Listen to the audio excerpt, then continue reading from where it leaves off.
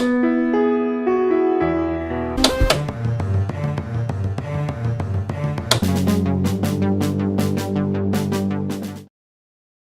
everyone, welcome to TV Picks. I am Pix and we are talking Riverdale, Chapter 10, The Lost Weekend. First, a couple housekeeping notes before we get into the episode. The last couple TV picks, I was trying something different by having multiple still shots from the episode instead of one static still shot, because I thought that would be more interesting while you listen to me drone on. Well, last episode I got flagged by the CW claiming I was using video clips from the show, which I wasn't using video clips, I was using still images, but that's semantics. Now, I'm not going to go on a tirade about WTF on YouTube because I don't monetize my videos, and CW and Warner Brothers, among a few others, have allowed me to use their clips without too much of a problem. And if that means that they get the 0.00035 cents I would have made on this video, so be it.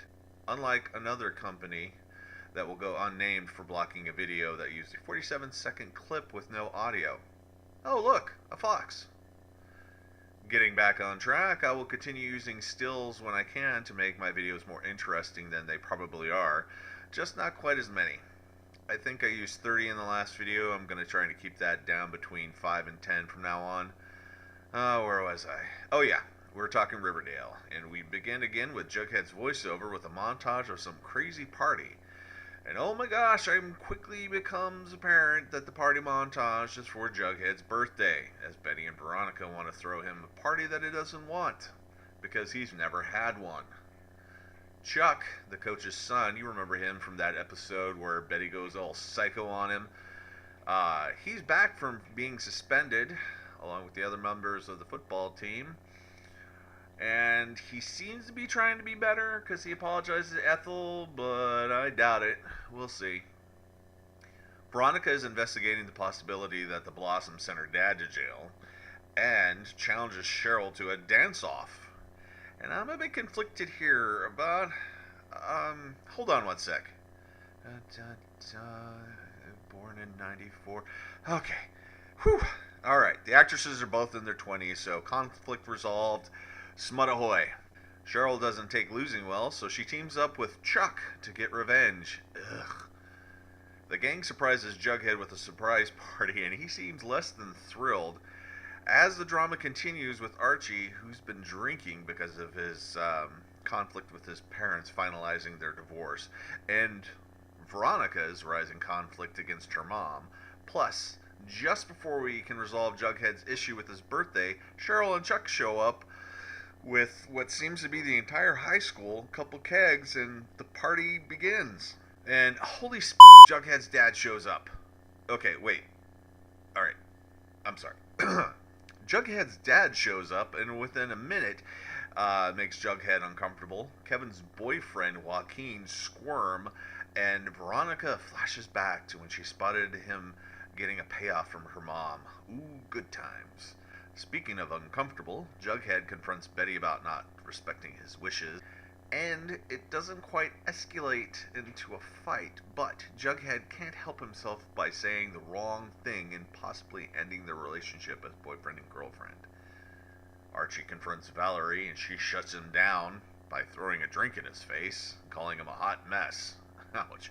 Cheryl then hijacks the party as Jughead tries to leave so they can play Truth or Dare, revealing the reason why they showed up, because she wants to embarrass them in front of everybody at the school. And it starts off well, not for Cheryl, because she tries to goad Veronica, and she counters by implying that Cheryl might have killed Jason because they had a not-so-okay relationship, if you know what I'm saying. Sex, people. I'm talking about sex. Twincest. Veronica flat out says that they might have been playing hide the pickle, and Jason wanted no more of it, and she killed him because he chose Polly over her. Gross. I won't dwell too much on what happens next, except secrets that our friends have been keeping are outed, which means no good can come of this night. However, there is one shining light out of all of this. Jughead's dad actually steps up and acts not only like an adult, but as a father. While Alice Cooper, no, not him, And yes, this is my running gag from now on. Anyway, Alice Cooper can't go one episode without being or trying to be a dick. There's something to be said about character consistency. Now, Jughead talks to Betty, and hold on. Holy crap, he doesn't have his beanie on. That doesn't mean anything. Or does it? Maybe it symbolizes his constant struggle to keep a wall or shield up around him, never allowing anyone to get close for fear of rejection and the pain of loss. Or the continuity guy dropped the ball and we're just privileged to see it. Regardless, they talk and make up, revealing that despite what Jughead said earlier, they may have more in common than they thought. Archie and Veronica bond over how they feel like they're each screw-ups. They begin making out. Oh, Archie. I can't decide if I'm happy about this or not, especially since his track record with women are not good. And she spends the night. Oh, goody. Cheryl is going to love using this against her. Veronica testifies on her father's behalf for her mother. Then she wants to join Betty's investigation so that she can find out the truth. Not revealing what happened between her and Archie just yet. And as she returns home, she receives a package, which turns out to be a pearl necklace from her father as a thank you, which has layered innuendos, one being a quick theory from me that he has his eyes on Veronica and knows she destroyed her other necklace, which is all sorts of creepy. And we end our episode with Archie's parents walking in the front door. Archie's mom is played by Molly Ringwald, by the way. That doesn't mean anything unless you're a fan of Pretty in Pink, 16 Candles, and The Breakfast Club, which I am. Now, real quick before we end this video, I want to talk about Archie for a minute. Now, he's one of the main protagonists of this series, but up until this episode, I really didn't give him much thought, especially about his character. I've just accepted him at face value, but watching him in this episode in particular, a few things began to gel for me. Especially when Valerie called him a hot mess, which he is.